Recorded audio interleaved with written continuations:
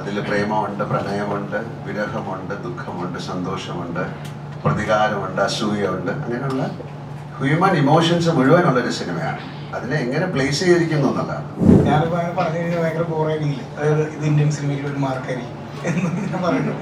ഞാൻ പറയുന്നത് നാച്ചുറലി സംഭവിക്കട്ടെ. അത് ആളുകൾ കണ്ട് അവർ വിലയിരുത്തേണ്ട ഒരു കാര്യമല്ലേ. ഭാഷകളിലൊക്കെ ഡബ് ചെയ്യുന്ന സമയത്ത് അവർക്കൊക്കെ, ഞാൻ നേരത്തെ പറഞ്ഞ പോലെ, അവർക്കൊക്കെ ഇങ്ങനെ ഒരു സിനിമ ഇന്ത്യയിൽ ആദ്യമായിട്ട് ഉണ്ടായി എന്ന് തോന്നിപ്പിക്കാവുന്ന രീതിയിലാണ് ഈ സിനിമ ചെയ്തിരിക്കുന്നത്. ഇത് വലിയൊരു അവകാശവാദമൊന്നുമല്ല. സർപ്രൈസ് അല്ലേ. നീ കണ്ടിട്ടേ പറയാൻ പറ്റുള്ളൂ. ഇനി മോൻ വരച്ചില്ല എന്ന് പറഞ്ഞിട്ട് എൻ്റെ അടുത്ത് തോന്നാണ്. വലിയൊരു കൂട്ടം ആളുകളുടെ ഒരു വർഷത്തെ എഫേർട്ടിന്റെ റിസൾട്ട് നിങ്ങളുടെ മുമ്പിൽ ഞങ്ങൾ അവതരിപ്പിക്കാൻ പോവുകയാണ് 25-ാം തീയതി. കണ്ടത് നിജം, കാണാത്തത് പോയി, നീ കണ്ടതെല്ലാം പോയി, ഇനി കാണപ്പോകുന്നത് നിജം. ഇങ്ങനത്തെ ഒരു ജോണറിലൊരു സിനിമ ഇന്ത്യൻ സിനിമയിൽ ഉണ്ടായിട്ടുണ്ടായില്ല എന്നാണ് ഞാൻ വിശ്വസിക്കുന്നത്. ഇതിനൊരു, ഞാൻ അന്ന് പറഞ്ഞൊരു കാലവും ദേശങ്ങളൊന്നും ഇല്ലാത്തൊരു സിനിമയാണ്. അപ്പം അതിൻ്റെ ക്രാഫ്റ്റ് എന്ന് പറയുന്നത് മാറ്റി നോക്കിയാൽ ക്രാഫ്റ്റ് വൈസ് വളരെ രസകരമായത് വലിയൊരു ക്യാൻവാസിലാണ് ഈ സിനിമ ചെയ്തിരിക്കുന്നത്. പക്ഷെ ഒരു സിനിമയ്ക്ക് വേണ്ട എല്ലാ കാര്യങ്ങളും, ഒരു കഥ പറയുമ്പോൾ നമുക്ക് എന്തൊക്കെ വേണോ അതെല്ലാം ഉണ്ട്. അതിൽ പ്രേമമുണ്ട്, പ്രണയമുണ്ട്, വിരഹമുണ്ട്, ദുഃഖമുണ്ട്, സന്തോഷമുണ്ട്, പ്രതികാരമുണ്ട്, അസൂയുണ്ട്. അങ്ങനെയുള്ള ഹ്യൂമൻ ഇമോഷൻസ് മുഴുവനുള്ളൊരു സിനിമയാണ്. അതിനെ എങ്ങനെ പ്ലേസ് ചെയ്തിരിക്കുന്നു എന്നുള്ളതാണ്. അത് നമ്മൾ സാധാരണ കാണാത്തൊരു ടെറൈനിൽ. നമ്മളിപ്പം ഇത് കേരളത്തിൽ നടന്നൊരു കഥയാണോ എന്ന് ചോദിച്ചാലല്ല, ഇതെവിടെ നടന്നതാണെന്ന് നമുക്ക് പറയാൻ പറ്റില്ല. ഇന്ത്യയിൽ എവിടെയോ ഒരു സ്ഥലത്ത് അതിന് എത്ര പഴക്കമുള്ളൊരു സിനിമയാണെന്ന്, കാലമാണെന്ന് നമുക്ക് പറയാൻ പറ്റില്ല. അതുകൊണ്ടാണ് കാലദേശങ്ങളില്ല. അപ്പോൾ അതിലുപയോഗിച്ചിരിക്കുന്ന അതിൻ്റെ കോസ്റ്റ്യൂം ആയാലും അതിൻ്റെ ഭാഷയായാലും അതിലെ ഗാനങ്ങളായാലും അതൊരു കഥ പറയുന്ന രീതിയാണ്. അപ്പോൾ അതൊരു വലിയ ക്യാൻവാസിലാണ് ഏറ്റവും മനോഹരമായിട്ട് ഷൂട്ട് ചെയ്തിരിക്കുന്ന സിനിമ എന്ന് ഞാൻ പറയുന്നു. കാര്യം അതിൻ്റെ ക്യാമറ വർക്ക് ഈസ് സൂപ്പർ, അതിൻ്റെ മ്യൂസിക് ഈസ് സൂപ്പർ. അങ്ങനെ ഒരു സിനിമ നന്നാകണമെങ്കിൽ അതിലെല്ലാവരും നന്നായിട്ട് അഭിനയിക്കണം, അതിൻ്റെ ക്യാമറ നന്നായിരിക്കണം, പാട്ട് നന്നായിരിക്കണം, ലൊക്കേഷൻ നന്നായി, ഒരുപാട് ഫാക്ടറുണ്ട്. അതിലുപരി അതിനൊരു ഭാഗ്യവും വേണം.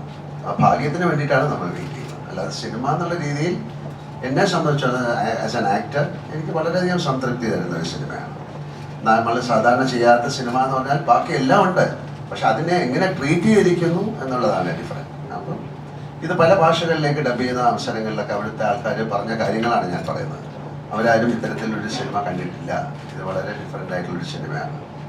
അപ്പോൾ എൻ്റെ അടുത്ത് ഈ കഥ പറയുന്ന സമയത്തും ഇതിങ്ങനെയാണ് ചെയ്യാൻ പോകുന്നത് പറയുന്ന സമയത്തൊക്കെ ഉള്ള ഒരു ആക്ടർ എന്നുള്ള രീതിയിൽ എൻ്റെ ഒരു എന്താണ് അതിലേക്ക് എടുത്തു ചാടിയത് അതുകൊണ്ടാണ്. പിന്നെ തീർച്ചയായിട്ടും വിജയ് എനിക്ക് എത്രയോ വർഷമായിട്ട് അറിയാവുന്നതാണ്. അദ്ദേഹത്തിൻ്റെ സിനിമകൾ ഞാൻ കണ്ടതാണ്. ഞങ്ങൾ ഇതിനു മുമ്പ് പല സിനിമകളെക്കുറിച്ച് ഡിസ്കസ് ചെയ്തതാണ്. പക്ഷേ ഇങ്ങനെ ഒരു കഥ വന്നപ്പോൾ തീർച്ചയായും ഷിബു അതാണ് കൂടുതൽ ഇനിഷ്യേറ്റീവ് എടുത്ത്. അങ്ങനെ ഒരു കഥ വന്നപ്പോൾ ഇതിൻ്റെ അകത്തൊരു പോസിബിലിറ്റി ഉണ്ട്. ഒരു വലിയ ക്യാൻവാസിലേക്ക്, നമ്മൾ ചിന്തിച്ചതിനേക്കാളും വലിയ ക്യാൻവാസിലേക്ക് ആ ചിത്രം കൊണ്ടുപോകേണ്ടി വന്നു. കാര്യം അത് നമ്മൾ ഓരോ ഷൂട്ട് ചെയ്തപ്പോൾ അത്തരത്തിലാണ്. അതിൽ ഉപയോഗിച്ചിരിക്കുന്ന ടെക്നിക്സ് ഒക്കെ അങ്ങനെയാണ്. ആ ഒരു കഥാപാത്രമായിട്ട് ലാലേട്ടനെ ഏറ്റവും പെർഫെക്റ്റ് ആയിട്ട് ബ്ലെൻഡ് ചെയ്യാനാണ് നമ്മൾ ശ്രമിച്ചിട്ടുള്ളത്. അല്ലാതെ ഇത്തരത്തിലുള്ള കാര്യങ്ങൾ യൂസ് ചെയ്തോ എന്ന് ചോദിച്ചാൽ എനിക്ക് അതിനൊരു മറുപടി പറയാൻ പറ്റില്ല. പക്ഷെ ആ കഥാപാത്രമായിട്ട് ക്യാമറയ്ക്ക് മുമ്പിൽ ലാലേട്ടൻ വന്നു കഴിഞ്ഞപ്പോൾ ആ കഥാപാത്രമായിട്ട് തന്നെയാണ് ഞങ്ങൾക്ക് എല്ലാവർക്കും തോന്നിയിരിക്കുന്നത്. അത് തന്നെയാണ് എൻ്റെ ആൻസർ. ഇൻട്രോസിലെ തിയേറ്റർ വരയ്ക്കുന്നതാണ് പല എല്ലാവർക്കും പറയുന്നത്. അപ്പോൾ ഇങ്ങനെ ലാലേട്ടനെ വിറയ്ക്കുമോന്നൊക്കെ എനിക്ക് പറയാൻ പറ്റില്ല. കുഴപ്പമില്ല തോന്നുന്നു. അങ്ങനല്ലല്ലോ, ഒരു പ്രസന്റ് ചെയ്യുന്ന രീതിയാണല്ലോ. ഇൻട്രഡക്ഷൻ എന്ന് പറയുന്നത് ആ സിനിമയിൽ ഒരാളെ കാണാൻ കാത്തിരിക്കുമ്പോൾ അയാളെ പ്രസന്റ് ചെയ്യുന്ന ഒരു ത്രില്ലാണ്, അതൊരു സ്കില്ലാണ്. ആ സ്കില്ല് ഈ സിനിമയിൽ ഉണ്ടായിരിക്കാം. ഇനി കണ്ടിട്ടേ പറയാൻ പറ്റുള്ളൂ. ഇനി മോൻ വരച്ചില്ല എന്ന് പറഞ്ഞിട്ട് എൻ്റെ അടുത്ത് തോന്നാണ്.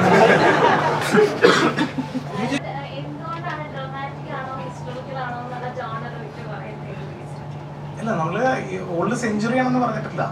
ഇതൊരു എന്താണ്, നമ്മൾ കഥയാണ് പറയുന്നത്.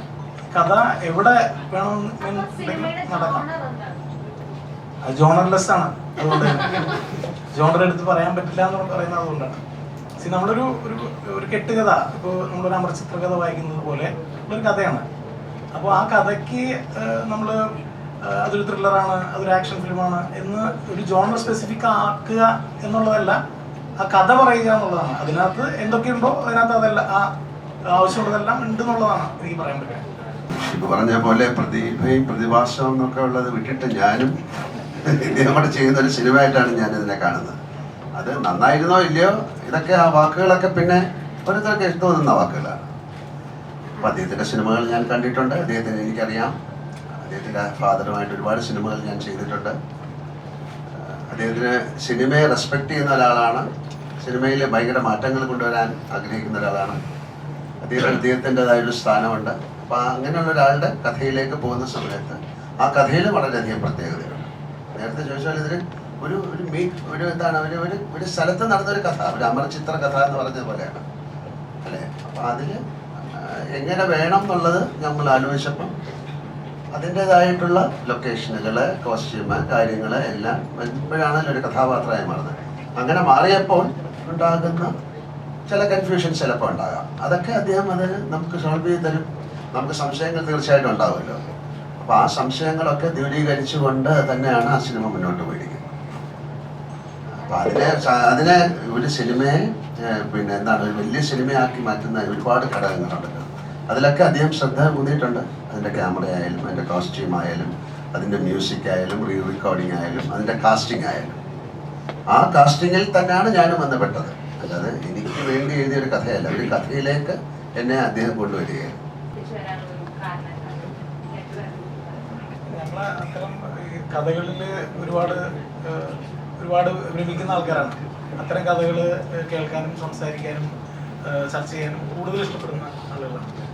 അപ്പോൾ റഫീഖിൻ്റെ ഏറ്റവും സ്ട്രോങ് പോയിന്റ് റഫീഖിൻ്റെ വൊക്കാബുലറി, റഫീഖ് എഴുതുന്ന വരികൾ. ഇപ്പോൾ ഇതിനകത്ത് 3-4 പാട്ടുകളുടെ ഒറിജിനൽ കമ്പോസിഷൻ എന്ന് പറയുന്നത് റഫീഖിൻ്റെയാണ്. പിന്നെ അതിൽ മ്യൂസിക് പ്രോഗ്രാമിങ്ങും അറേഞ്ച്മെൻറ്റും ഷാമിൻ്റെ ഇൻവോൾവ്മെൻ്റ് ഉള്ളത്. അപ്പോൾ പാട്ടുകളും തിരക്കഥയും അതിൻ്റെ സംഭാഷണവും ഒക്കെ നമുക്ക് ഒരു വിശ്വസനീയമായ തരത്തിലുള്ള ഭാഷ ഉപയോഗിക്കേണ്ട ഒരു ആവശ്യമുണ്ടായിരുന്നു. അപ്പം അത്തരത്തിൽ ഒരാളെ എനിക്ക് ഏറ്റവും അടുത്ത് പരിചയമുള്ള, എനിക്ക് ഏറ്റവും അടുത്ത് ഇടപഴകി അത് മെറ്റീരിയലൈസ് ചെയ്യാൻ പറ്റുന്ന ഒരാളാണ് റഫീഖ്. അതുകൊണ്ട് തന്നെ കുട്ടി ഓർമ്മിച്ച് ഇതിനെപ്പറ്റി ഇതിൽ വർക്ക് ചെയ്തു എന്നുള്ളതാണ് എനിക്ക് പറയുന്നത്. അങ്ങനെയൊന്നും പറയാൻ പറ്റില്ല. ഇപ്പൊ അടുത്ത സിനിമ ഇത് കഴിഞ്ഞിട്ട് വേറെ സിനിമ ചെയ്തിട്ട് നിങ്ങൾ പറഞ്ഞില്ലേ നിങ്ങൾ തുടക്കമാണ്, അങ്ങനെയല്ല. അങ്ങനെ ഒരു സിനിമ വന്നപ്പോൾ എനിക്കത് ചെയ്യാൻ പറ്റി. വളരെ ഡിഫറെൻ്റ് ആയിട്ടുള്ളൊരു സിനിമ വന്നു കഴിഞ്ഞാൽ ചെയ്യും. നമുക്കും കൂടെ താല്പര്യം പറഞ്ഞല്ലോ. ഇപ്പൊ നമ്മളോട് പലരും ഒരു കഥ വന്ന് പറഞ്ഞിട്ട് അത് ഇഷ്ടമായില്ലെന്ന് പറഞ്ഞാൽ ദേഷ്യപ്പെട്ടിട്ട് കാര്യമില്ല. നമുക്കൂടെ ഇഷ്ടം, നമുക്ക് തെറ്റുകൾ പറ്റാം. നമ്മൾ തിരഞ്ഞെടുക്കുന്ന കഥകൾ ശരിയായി ഒന്നുമില്ല. പക്ഷേ ചില കഥകൾ വളരെയധികം നമ്മളെ എക്സൈറ്റ്മെന്റ് ഉണ്ടാക്കും. അത്തരത്തിൽ എക്സൈറ്റ്മെന്റ് ഉണ്ടാക്കിയ ഒരു സിനിമയാണ്. പിന്നെ അവിടെ ചെല്ലുമ്പോൾ ആ സിനിമ വീണ്ടും വളരെയധികം നന്നായിട്ട് ഗ്രോ ചെയ്യുമ്പോൾ നമ്മളും അതിലേക്ക് അറിഞ്ഞോ അറിയാതെയോ പെട്ടുപോവുകയാണ്. അപ്പം ആ ഒരു പെടൽ അത് വളരെ ബ്യൂട്ടിഫുൾ ആയിരുന്നു. അപ്പം അതുകൊണ്ട് നല്ല സിനിമയാണ്. അതുകൊണ്ട് ഇനി വരുന്നതെല്ലാം മറ്റേ മലൈക്കോട്ടെ വാലിബൻ പോലുള്ള സിനിമയാണെന്ന് പറയാൻ പറ്റില്ല. ആസ് ആൻ ആക്ടർ എനിക്ക് കഥാപാത്രങ്ങൾ കിട്ടുക എന്ന് പറയുന്നത് ഒരു ഭാഗ്യമാണ്. അല്ല, ഞാൻ നാളെ എണീറ്റ് മലൈക്കോട്ടെ വാലിബൻ എന്നൊരു സിനിമ ചെയ്യണം എന്ന് ആഗ്രഹിച്ചാൽ പറ്റില്ലല്ലോ. It has to come to me. അതാണ് ആക്ടേഴ്സ് എന്ന് പറയുന്നത്. നമുക്ക് ചോയ്സ് ഒന്നുമില്ല, നമുക്ക് വരുന്നത് ചെയ്യണം. പക്ഷെ അതിൽ നമുക്ക് വളരെ നല്ല രസകരമായിട്ടുള്ള സിനിമകൾ വരിക എന്ന് പറയുന്നത് ഒരു ആക്ടറിനെ സംബന്ധിച്ചിടത്തോളം ഭാഗ്യമാണ്. അപ്പോൾ ആ ഒരു ഭാഗ്യമായിട്ടാണ് ഞാൻ ഈ സിനിമയെ കാണുന്നത്. ഓരോ ഒരു പോസ്റ്റർ അല്ലെങ്കിൽ ഒരു ടീസർ, അപ്പം അതിൻ്റെ ചുറ്റുപാടും ഉണ്ടാവുന്ന ആ സിനിമയെ സംബന്ധിച്ച ചർച്ചകളും അതിനെക്കുറിച്ചുള്ള ഹൈപ്പുമാണ് നിങ്ങൾ സംസാരിക്കുന്നത്. പക്ഷേ ഞാൻ പറയുന്നത് നമ്മളൊരു സിനിമ ഉണ്ടാക്കിയിട്ട് അതിനെക്കുറിച്ച് അതെങ്ങനെയാണോ എക്സ്പ്രസ് ചെയ്യേണ്ടത് അതാണ് നമ്മൾ വെളിയിൽ വിടാൻ ശ്രമിക്കുന്നത്. അപ്പം അതിന് നോർമലി ഉണ്ടാകുന്ന ഹൈപ്പ് അതിന് ഞങ്ങൾ എത്ര തടഞ്ഞു വെച്ചാലും അതിന് ഉണ്ടാകും. അപ്പോൾ അത് ഓക്കെ, ഞങ്ങൾ ഹൈപ്പ് ക്രിയേറ്റ് ചെയ്യാൻ ഒരിക്കലും ഉദ്ദേശിക്കുന്നില്ല എന്ന് പറഞ്ഞുകൊണ്ട് നമുക്കൊന്നും ചെയ്യാൻ പറ്റില്ല. അത് നാച്ചുറലി വരുന്ന ഒരു കാര്യമാണ്. അത് ഇതുപോലൊരു സിനിമയെ സംബന്ധിച്ച് ആവശ്യമാണെന്ന് ഞാൻ കരുതുന്നു. കാരണം അതുപോലൊരു തരത്തിൽ ആളുകൾ അതിലേക്ക് എത്തണം, തിയേറ്ററിലേക്ക് എത്തണം എന്ന് ഞങ്ങൾ ആഗ്രഹിക്കുന്നുണ്ട്. അതുകൊണ്ടാണ് അത് നിങ്ങൾ ആഗ്രഹിക്കുന്നുണ്ടെന്ന് ഇപ്പോൾ പറയുന്നത് കേൾക്കുമ്പോൾ ഞാൻ വിശ്വസിക്കുന്നു. അപ്പോൾ അത് തന്നെയാണ് ഹൈപ്പ്. ഇതിനു മുമ്പ് മിസ്റ്റർ ശിവ പറഞ്ഞ പോലെ ഒരു തിയേറ്റർ എക്സ്പീരിയൻസ് ആണ് ഈ സിനിമ. തിയേറ്ററിൽ തന്നെ കാണുന്ന ഒരു സിനിമയാണ്. കാര്യം ഞാനൊരു സിനിമ തിയേറ്ററിൽ കാണാൻ ഇഷ്ടപ്പെടുന്ന ആളാണ്. ഏത് സിനിമയായാലും സിനിമ പല മീഡിയത്തിൽ ഇപ്പോൾ കാണാം. പക്ഷെ ഞങ്ങൾക്ക് ഈ സിനിമ നിങ്ങൾ തിയേറ്ററിൽ പോയി കാണണമെന്നൊരു വാശിയും കൂടെ ഉണ്ട്. കാര്യം അതിന് വേണ്ടിയിട്ടാണ് ഈ ഒരു വർഷം ഞങ്ങൾ കഷ്ടപ്പെട്ടത് അല്ലേ. അത് നന്നാകാൻ സാധ്യതയുള്ളൊരു സിനിമ ആയതുകൊണ്ടാണ് അത്തരത്തിൽ വലിയൊരു ക്യാൻവാസിൽ ഇത്രയും ക്യാമറ വർക്ക് ആയാലും ആൻഡ് മ്യൂസിക് ആയാലും അതൊരു എക്സ്പീരിയൻസ് ആക്കി മാറ്റാൻ വേണ്ടിയിട്ട് തീർച്ചയായിട്ടും പല ഒരു പ്രൊഡക്ഷൻ നടക്കുമ്പോൾ നമ്മളൊരു പ്രോഡക്റ്റ് കൊടുക്കുമ്പോൾ എല്ലാത്തിനും അഡ്വർടൈസ്മെന്റ് എന്ന് പറയുന്ന സാധനമില്ലല്ലോ. അത് നന്നാകാം, മോശമാകാം. പക്ഷെ അത് ആദ്യം വരുമ്പോൾ മോശം സിനിമ എന്ന് പറഞ്ഞാൽ നമുക്ക് ചെയ്യാൻ പറ്റില്ലല്ലോ.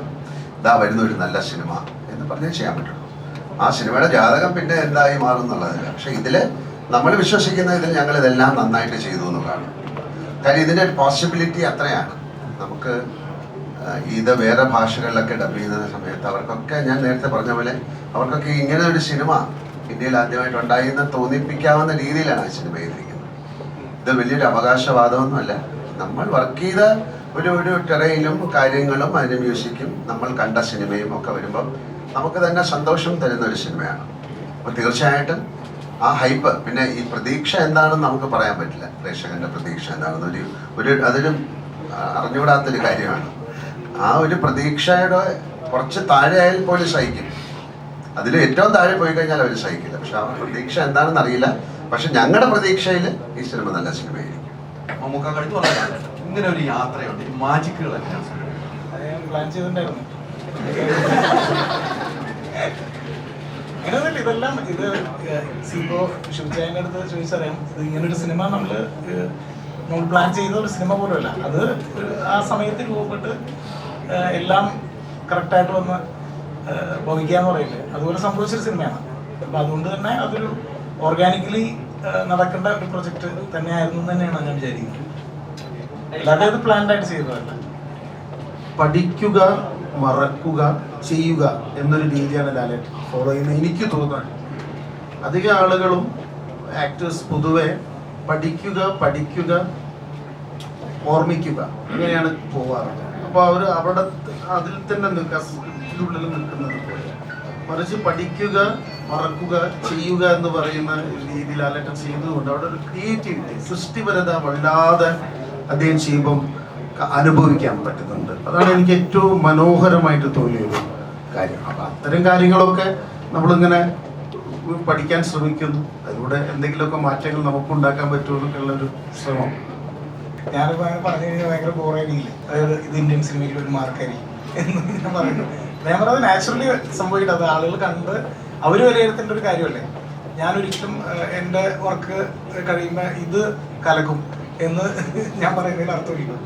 അപ്പം അങ്ങനെ ആവട്ടെ, അങ്ങനെ ആവണമെന്നാണ് ഞങ്ങൾ ആഗ്രഹിക്കുന്നത്. ഞാൻ ഇത്തരം പറഞ്ഞാൽ ഈ ഒരു ടെറയിന്, ഈ ഒരു കോസ്റ്റ്യൂം, ഈ ഒരു പ്രസന്റേഷന് അങ്ങനെയാണല്ലോ ഈ കഥ ലോകത്ത് എല്ലായിടത്തും വന്ന കഥ തന്നെ ആയിരിക്കാം അല്ലേ. ഞാൻ നേരത്തെ പറഞ്ഞ പോലെ ഇതിലെല്ലാ ഹ്യൂമൻ ഇമോഷൻസ് ഉള്ളൊരു സിനിമയാണ്. പിന്നെ മലയക്കോട്ടെ ബാലിബൻ എന്ന് പറഞ്ഞാൽ ആ സിനിമ കാണുമ്പോൾ തന്നെ അറിയാം അദ്ദേഹം എന്താണ്, ഒരു യോദ്ധാവാണ് എന്ന് നിങ്ങൾക്ക് വേണമെങ്കിൽ ആലോചിക്കാം. എല്ലാവിധ ഇമോഷൻസ് ഉള്ളൊരു സിനിമയാണ്. അതിലെങ്ങനെ പ്രസന്റ് ചെയ്തിരിക്കുന്നു എന്നുള്ളതിലാണ് അതിൻ്റെ സർപ്രൈസ്. പിന്നെ തീർച്ചയായിട്ടും അതിൽ അദ്ദേഹത്തിൻ്റെ എല്ലാ സിനിമകളിലും അതിൻ്റെ ക്ലൈമാക്സ് എന്ന് പറയുന്നത് നമ്മൾ പ്രതീക്ഷിക്കുന്ന പോലെ ആയിരിക്കില്ല. പ്രേക്ഷകൻ ഒരുപക്ഷെ പ്രതീക്ഷിക്കാത്ത തരത്തിലൊരു കാര്യം വരുമ്പോഴാണല്ലോ അതിന് ഡിഫറൻസ് ഉണ്ടാകുന്നത്. ഈ ചിത്രത്തിലും അതുപോലെ ഒരു ഡിഫറൻസ് ഉണ്ടാകാം, ഇല്ലാതാകാം. കണ്ടത് നിജം, കാണാത്തത് പോയി, നീ കണ്ടതെല്ലാം പോയി, ഇനി കാണപ്പോകുന്നത് നിജം.